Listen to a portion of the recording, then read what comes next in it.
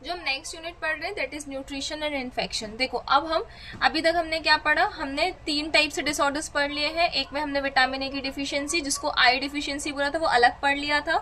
Vitamin B और सी हमने अभी पढ़ ली, ठीक है। और साथ में फ्लोराइड वाला भी पढ़ लिया, केसरी दाल वाला भी पढ़ लिया, और उसके पहले जो क्वाशियोरकर मरासमस था, प्रोटीन डिफिशियंसी, वो भी पढ़ ली थी।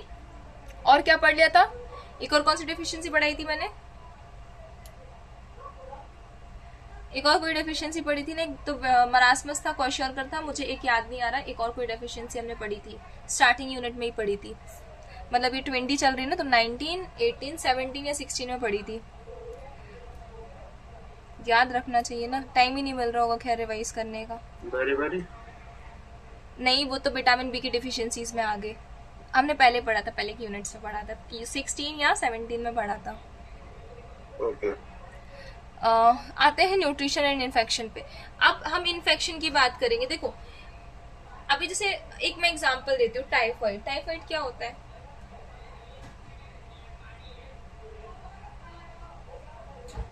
टाइफाइड एक बैक्टीरिया से होने वाली डिसीज है, साल्मोनेला टाइफी। जो नॉर्मली टाइफाइड तो बहुत सुना होगा और अभी के टाइम पे और ज्यादा होता है। अभी हो गया, बारिश हो गया, नवरात्रि के टाइम, ये जो सीजनल चेंजेस वाला टाइम रहता है ना, इस टाइम पे टाइफाइड बहुत कॉमनली देखा जाता है। कंटेमिनेटेड फूड की वजह से होता है, जो खाना गंदा होता है उसकी वजह से होता है।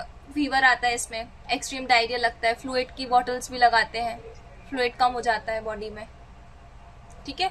तो ये है इन्फेक्शन वाली चीज। सो अभी देखो इसमें हम क्या पढ़ेंगे, माल न्यूट्रिशन और इन्फेक्शन ये क्लोज रिलेटेड है। एक मैं सिंपल टर्म्स में समझाऊं तो अगर ये इंसान है, ठीक है, और सामने देखो हम मिलियंस एंड ट्रिलियंस ऑफ, मतलब करोड़ों अरबों में हम डेली डिफरेंट टाइप के जर्म्स और बैक्टीरिया को अपने अंदर लेते हैं। इस चीज से सेटिस्फाई हो, ये बात मानते हो? हाँ कि ना? तो हमारे सराउंडिंग में बहुत सारी चीजें हैं। एक सेकेंड ना जी, आ रही है। तो पहले जो सबसे पहला लाइन ऑफ डिफेंस होता है, मतलब जो हमें सबसे पहले चीज प्रोटेक्ट करके रखती है, वो क्या है हमारी बॉडी की? एंटीबॉडी। सबसे पहले स्किन है, सबसे पहले first line of defence skin है ना। स्किन ने हमें प्रोटेक्ट करके रखा है हर चीज से। और ऐसा नहीं है, हमारी स्किन में एब्जॉर्बिंग वाली प्रॉपर्टी भी है, क्योंकि जैसे हम तेल लगाते हैं, मॉइस्चराइजर लगाते हैं, एब्जॉर्ब हो जाता है ना, मतलब हमारी स्किन खाती भी है। हाँ, ईटिंग प्रॉपर्टी भी है उसकी, तो हो सकता है वो जम्स वगैरह भी ईट करती हो, पर नहीं, वहां पे स्किन जो है उसमें प्रोटेक्टिव मैकेनिज्म रहता है। स्किन में कितनी लेयर्स होती है, सिरोसा, स्किन की लेयर्स पड़ी होंगी, ल्यूसीडियम, बेसेले, ग्रेनुलोसा, है ना। तो ये जो स्किन की लेयर्स होती है, हर स्किन की लेयर्स में अपने अपने प्रोटेक्टिव मैकेनिज्म बैठी रहती है, ठीक है। जैसे एक मैं एग्जांपल ले रही हूँ, मर्कल सेल। मर्कल सेल ऐसे सेल्स होते हैं जो स्किन में प्रेजेंट होते हैं, और वो क्या करते हैं, एज अ डिफेंस मैकेनिज्म काम करते हैं, ठीक है। तो ये हमारा सबसे पहले डिफेंस हो गया। उसके बाद नेक्स्ट, अगर सपोज करो ये तो हमने स्किन की बात कर ली, कोई चीज नोज के अंदर चली गई, फिर सेकेंड लाइन ऑफ डिफेंस, मतलब ये फर्स्ट लाइन ऑफ डिफेंस में ही काम होगा, पर इंटरनल बात करें तो फिर म्यूकस। म्यूकस पता है ना क्या होता है? नहीं मैम, नहीं पता। म्यूकस मतलब होता है जेली लाइक सब्सटेंस जो हमारी बॉडी में होता है। जैसे देखो सर्दी के टाइम पे जो लिक्विड मटेरियल नोज से बाहर आता है ना, वो चिपचिपा टाइप का मटेरियल, उसे म्यूकस बोलते हैं, ठीक है। तो ये कहलाता है म्यूकस। ये हमारे लंग्स में भी होता है, ये हमारे स्टमक में भी होता है, और यही म्यूकस स्टमक में जो रहता है ये ज्यादा डार्क टेक्सचर का होगा, थोड़ी सी इसमें मॉडिफिकेशंस होंगे, जो कि हमारे पेट को HCl से बचाता है, ठीक है। तो ये म्यूकस बचाता है, ये जर्म्स को अपने अंदर चिपका लेगा, ठीक है। और उसमें फिर जो फेगोसाइटिस वाली प्रॉपर्टी होती है कि वो जर्म्स को खा गया और अंदर डिस्ट्रॉय कर लिया। अगर माउथ में से गया तो माउथ में कौन बचा लेगा? सलाइवा बचा लेगा, ठीक है, सलाइवा बचा लेगा। और ये सारी चीजें, एक एग्जांपल दिया मैंने। और फिर अगर ब्लड में आया तो ब्लड में WBCs में भी कितने सारे टाइप्स पढ़े थे, सुना होगा, न्यूट्रोफिल्स, इओसिनोफिल्स, बेसोफिल्स, सुने ये नाम? ये WBC के टाइप्स हैं। तो डिफरेंट टाइप की चीजें बचा लेती हैं। ये डिसीज थोड़ा ज्यादा लेवल पे हुई, फिर वहां पे आती है एक्ट करने एंटीबॉडीज। अब समझना, हमारी बॉडी में ये जो मैकेनिज्म है, कौन सी मैकेनिज्म? Protective mechanism.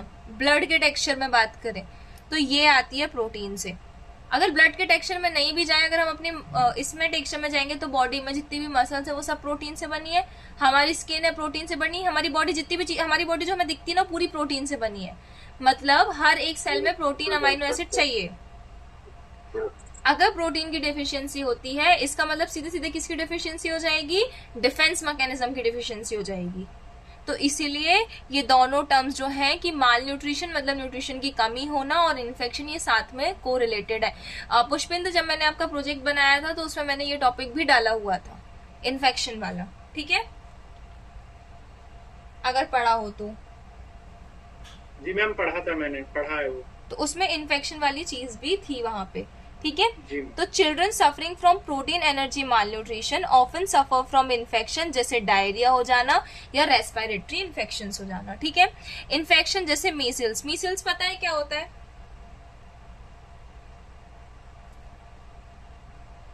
हाँ कि ना? देखो टाइम वेस्ट नहीं किया करो, हाँ पता है तो हाँ, नहीं पता तो नहीं पता। स्किन का होता है कुछ? हाँ स्किन का होता है, सुना होगा। अब तो क्या, अब नहीं होता, देखने मिलता है, बहुत कम देखने मिलता है।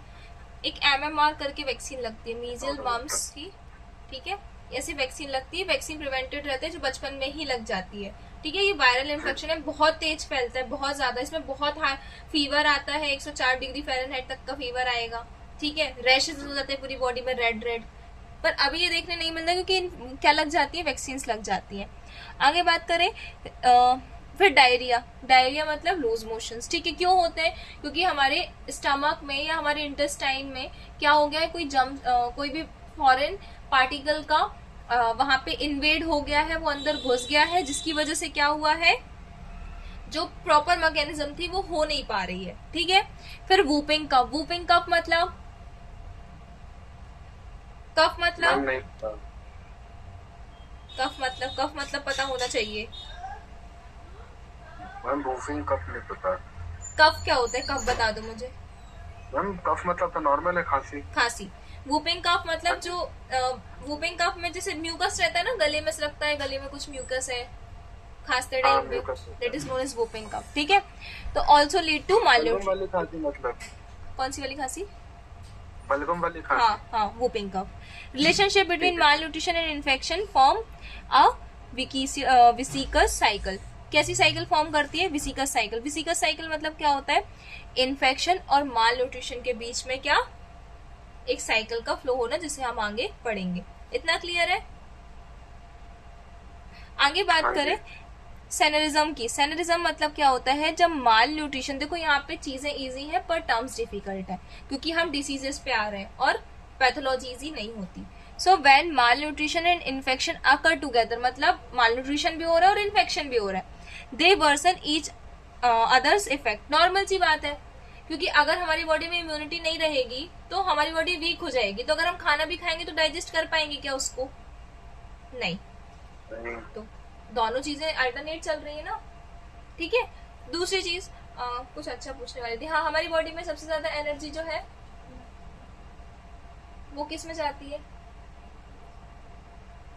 मैम बेसिकली जितनी भी एनर्जी ब्लड स्ट्रीम से जाती है मसल्स और लीवर में।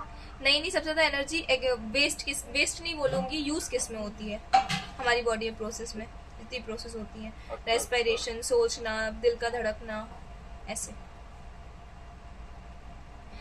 डाइजेशन में, ठीक है। यही रीजन है जब बीमार होता है इंसान तो उसे भूख लगना कम हो जाती है, क्योंकि बॉडी खुद भूख लगने वाले जो रिसेप्टर्स है उन्हें सप्रेस कर देती है, क्योंकि अगर भूख लगेगी, खाना खाएंगे तो वहां एनर्जी वेस्ट हो जाएगी, पर हमें एनर्जी लड़ने के लिए चाहिए है।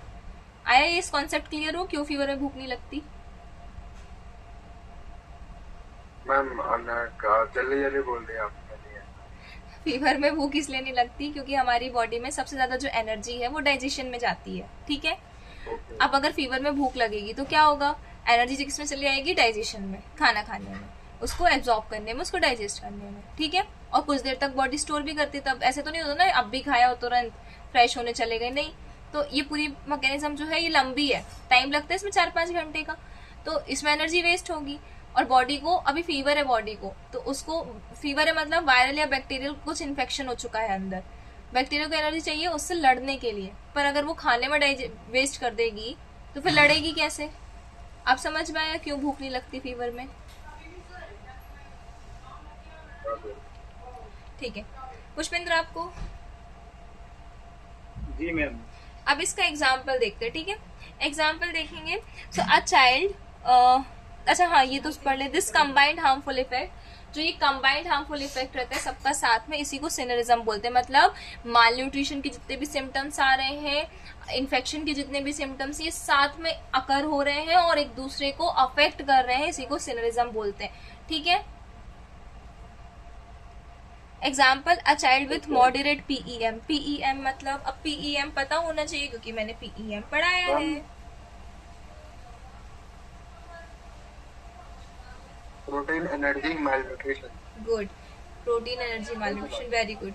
PEM protein energy malnutrition, who develop diarrhoea, जिसकी वजह से क्या होगा, प्रोटीन और एनर्जी दोनों डेफिशिएंट हो गए हैं, मतलब कैलोरी और प्रोटीन दोनों गायब है डाइट से, तो डेवलप होगा डायरिया और मेजल्स, ठीक है।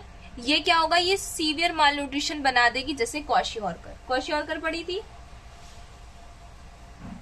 हाँ जी पढ़ा था। प्रोटीन डेफिशिएंसी होती है। और मरासमस और में?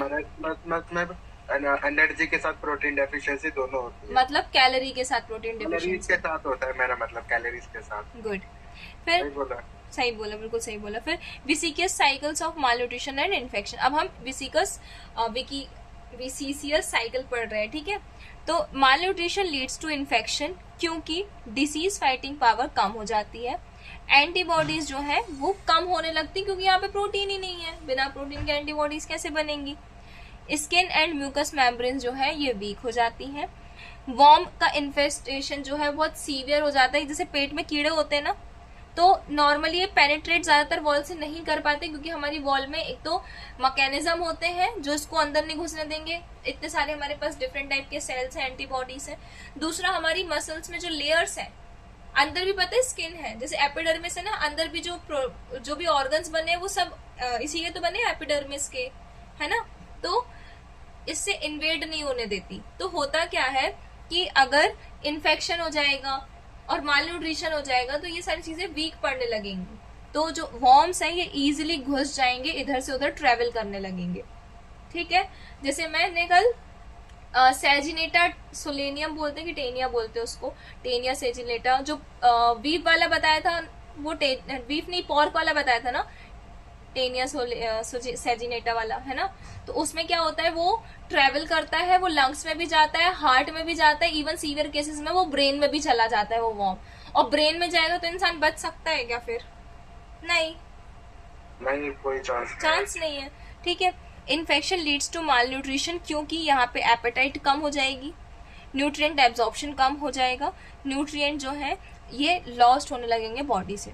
Food intake is often restricted during illness, ठीक है, जो मैंने अभी बताया कि फूड जो है वो क्या होता है, रेस्ट्रिक्ट हो जाता है, नहीं खाते हम खाना इलनेस के टाइम पे, ठीक है। तो जो हमने अभी पढ़ी विकियस साइकिल या वीसियस साइकिल, तो इसका मतलब क्या था कि आपको क्या हुआ पहले, मतलब आपको इन द सेंस सबसे पहले उस बंदे को क्या होता है, माल न्यूट्रिशन होता है, ठीक है। तो ये एक ऐसी चेन है जिसमें एक नेगेटिव प्रॉब्लम दूसरी नेगेटिव प्रॉब्लम को एग्रावेट करे और बढ़ाए। जैसे माल न्यूट्रिशन से क्या हो रहा है, माल न्यूट्रिशन से हो रहा है इन्फेक्शन, और इस इन्फेक्शन की वजह से हो रहा है माल न्यूट्रिशन, तो ये चेन रिपीट हो रही है। तो एक डिफिशियंसी की वजह से, एक प्रॉब्लम की वजह से दूसरे प्रॉब्लम होना, और दूसरा प्रॉब्लम उस पहली वाली प्रॉब्लम को एग्रावेट करना, इसी को विसियस साइकिल या विकियस साइकिल बोला जाता है, ठीक है। अब आगे आते हैं इफेक्ट्स ऑफ माल न्यूट्रिशन और इन्फेक्शन। अब हम इफेक्ट्स पढ़ेंगे। तो जो पहला इफेक्ट है वो है रिड्यूस्ड एंटीबॉडी प्रोडक्शन। सबसे पहले एंटीबॉडी का प्रोडक्शन कम हो जाएगा। हेल्दी चिल्ड्रन जो है ये एंटीबॉडीज बनाते हैं इन्फेक्शन को से फाइट करने के लिए। सीवियर माल न्यूट्रिशन में विटामिन ए की डिफिशियंसी में एंटीबॉडी जो है वो कम हो जाती है, इम्यूनिटी वीक हो जाती है, और चाइल्ड जो है वो मोर प्रोन टू इन्फेक्शन हो जाता है। Damage to skin and mucous membrane, यहाँ पे स्किन और म्यूकस मेम्ब्रेन में डैमेज देख रहे हैं। तो skin and mucous membrane normally germs को प्रिवेंट करती है from entering to the body. Malnutrition में क्या होता है, प्रोटेक्टिव बैरियर्स वीकन, जो मैंने बताया कि जो हमारे प्रोटेक्टिव बैरियर्स होते हैं जैसे म्यूकस मेम्ब्रेन, हमारी स्किन, ये सब क्या हो जाते हैं, वीक हो जाते हैं। इन्फेक्शन इजिली एंटर कर सकता है। थर्ड केस देखें, इंक्रीज्ड वॉर्म इन्फेस्टेशन, मतलब वॉर्म जो है अंदर घुसना चालू कर देते हैं, इंक्रीज हो जाता है। डाइजेस्टिव ट्रैक मूवमेंट जो है वो स्लो हो जाता है, वॉर्म्स जो है वो इजीली मल्टीप्लाई हो जाते हैं। गैस्ट्रोइंटेस्टाइनल इन्फेक्शन देखें तो ये बहुत ज्यादा सीवियर हो जाता है, ठीक है। आगे बात करें तो इफेक्ट ऑफ इन्फेक्शन और न्यूट्रिशनल स्टेटस। ठीक है, नेक्स्ट चीज पर आ रहे हैं। देखो एक चीज समझना, हमारी बॉडी में जो जर्म्स है ना, वो दो या तीन चीजों की वजह से हमारी बॉडी में एंटर कर सकते हैं। एक तो स्किन पर, स्किन के चांसेस बहुत कम है। दूसरा हमारा रेस्पिरेटरी ट्रैक मतलब नोज के थ्रू, और तीसरा हमारा GIT। ठीक है, और कहीं से एंटर नहीं कर सकते। और अब सीवियर केसेस में होगा कि इंजेक्शन लगा दिया, कंटेमिनेटेड ब्लड लगा दिया। ठीक है, ये सीवियर केसेस में होगा। पर ये तीन जो है, जिसमें से मोस्ट कॉमन जो होता है ना, मोस्ट कॉमन GIT होता है। ज्यादातर लोगों को प्रॉब्लम क्या होती है, फीवर आया है, और फीवर की वजह अगर देखोगे जाके तो क्या होगा, एक तो ये सर्दी खांसी वाला सिस्टम अलग है कि गीले हो गए थे बारिश में, ये वाली चीज नहीं। ज्यादातर क्या देखोगे कि उस इंसान ने कल ये खाया था या 2-4 दिन पहले ये खाया था। अपन सबसे पहले डॉक्टर क्या पूछते हैं, क्या खाया था आपने, या वो खुद ही बताता है ना कि 2 दिन पहले हमने ये खाया था। उसके बाद reduced food intake, food intake कम हो जाता है। तो ड्यूरिंग इन्फेक्शन चिल्ड्रन जो है उसकी भूख चली जाती है। एंटीबायोटिक्स जो है में फर्दर रिड्यूस एपेटाइट, भूख कम कर देते हैं एंटीबायोटिक्स। क्यों एंटीबायोटिक्स भूख कम कर देंगे, इसका रीजन बता सकते हो मुझे? देखो जल्दी, टाइम वेस्ट नहीं करना है, ठीक है? हाँ या ना? वैसे मैं ये बता चुकी हूँ एक दिन क्लास में, इनडायरेक्टली बताया था। देखो एंटीबायोटिक्स मतलब किसके अगेंस्ट काम कर रहे हैं, बैक्टीरिया के।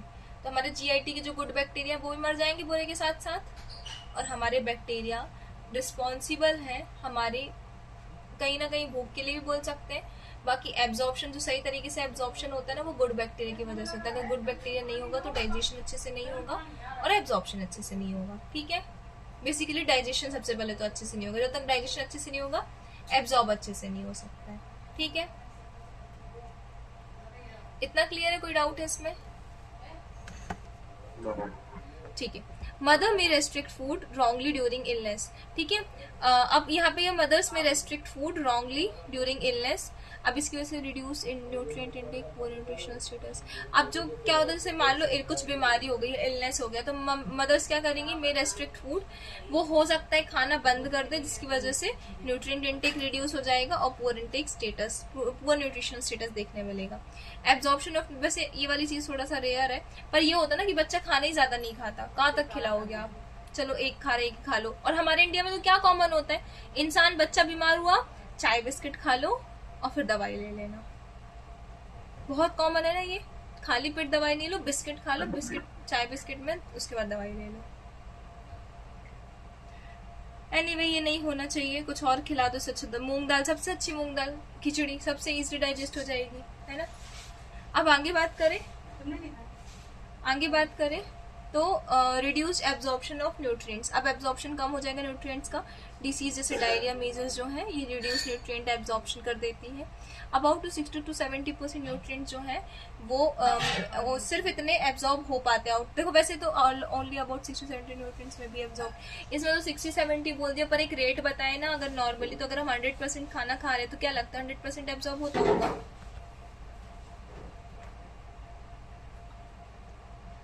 50% होता हुआ, 50%, हाँ 50% होता है, उसमें लिखा जरूर है 50% का 50% लगता है, 50% एब्जॉर्ब होता है। और ये जो आप बोल रहे हो लगता है, हाँ ये बोल सकते हैं, ठीक है। फिर ये डिपेंड करता है आप किस टाइप का खाना खा रहे हो। जिसका डाइजेशन बहुत अच्छा होगा वहाँ पे 60-70 पहुंचेगा, ठीक है, जिसका डाइजेशन बहुत अच्छा होगा। और बहुत ही अच्छा हुआ तो 70-80 भी बहुत रेयर है। इतना ज्यादा मतलब इतना एब्जॉर्प्शन नहीं होता जितना हम सही खा रहे हैं, ठीक है। क्योंकि एक चीज इसको ऐसे सोचो कि जो बेसिकली ह्यूमन स्टूल है वो भी कहीं ना कहीं प्लांट्स के लिए खाद है ना, मैन्योर है, मतलब उसमें स्टिल न्यूट्रिएंट्स है बहुत सारे, है ना? yes. तो लाइक दैट, ठीक है। फिर लॉस ऑफ प्रोटीन का लॉस हो जाता है। तो during fever and infection protein जो है R losses from the body. Protein requirement जो है वो इंक्रीज हो जाती है। Am I audible? है ना? yes. आगे बात करें measles and nutritional status, effect of measles. अब मीजल्स का इफेक्ट देख रहे हैं, ठीक है। तो cause weakness and weight loss, इसमें वीकनेस और वेट लॉस हो जाता है। कॉमन कॉम्प्लिकेशन देखें तो डायरिया। रेस्पिरेटरी इन्फेक्शंस, देखो ये इन्वेट करते हैं, जो वायरल इन्फेक्शंस होते हैं ये इन्वेट करते हैं, अंदर घुसते हैं। न्यूट्रिएंट एब्जॉर्प्शन डिक्रीज हो जाएगा। विटामिन ए की डिफिशियंसी जो है वो और वर्स कर देती है केस को, और यहाँ पे ब्लाइंडनेस भी देखने मिलती है। बॉडी वेट जो है take long time to recover. देखो बॉडी वेट हो या गेन हो, ये बहुत स्लो प्रोसेस होती है, ये चीज से तो एग्री करते होंगे, है ना। गेन हो या वेट हो, स्लो प्रोसेस है, बहुत टाइम लग जाता है वेट गेन करने में, बहुत ज्यादा टाइम लग जाता है। इवन ये मैंने पर्सनली फेस किया हुआ है। लाइक जब मैंने एक प्रॉपर डाइट ली है, बहुत प्रॉपर न्यूट्रिशन लिया है, तब जाके 1 साल में मैं 10 kg अचीव कर पाई हूँ। तो बेसिकली वेट गेन होना या लॉस होना बहुत मुश्किल है अगर आप एक्सटर्नल सप्लीमेंट्स नहीं ले रहे हो तो, ठीक है। आगे डायरिया न्यूट्रिशनल स्टेटस देखें तो इसके सिम्टम्स होते हैं फ्रीक्वेंट वाटरी स्टूल्स, एब्डोमेन में पेन होगा, वीकनेस होगी, वॉमिटिंग और फीवर होगा कभी कभी। इफेक्ट देखें तो एपेटाइट कम हो जाती है, भूख कम हो जाती है, फूड जो है वो कम हम लेने लगते हैं, फ्लूइड जो है और जो इलेक्ट्रोलाइट्स हैं वो लॉस्ट हो जाते हैं, डिहाइड्रेशन हो जाता है, मतलब फ्लूइड्स का लॉस होना, और जो मिनरल्स है जैसे सोडियम पोटेशियम, मैंने बताया था ना अगर पानी बॉडी से बाहर तो सोडियम बॉडी से बाहर, ठीक है।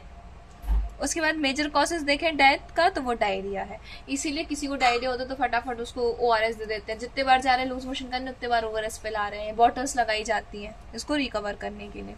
रिपीटेड डायरिया भी होता है, फिर causes severe weight loss, leads to malnutrition. अगर बार बार डायरिया हो रहा है, हर 2-4 दिन में लूज मोशन लग रहा है, कंटिन्यू फ्रीक्वेंटली डायरिया है, तो वेट लॉस देखा जाएगा, माल न्यूट्रिशन हो जाएगा। डाइटरी मैनेजमेंट अगर मेजल्स की देखेंगे क्या खाना है, तो डाइटरी एडवाइस जो है कि कंटिन्यू ब्रेस्ट फीडिंग, बच्चे को कंटिन्यू ब्रेस्ट फीडिंग करनी जैसे मिल्क। कंजी, कंजी पता है क्या होता है?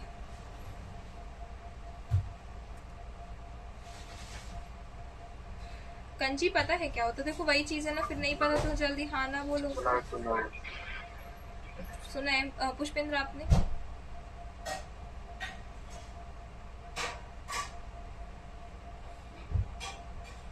कैसे बनाते हैं इसको? चावल वगैरह को शायद भिगोते हैं, है ना।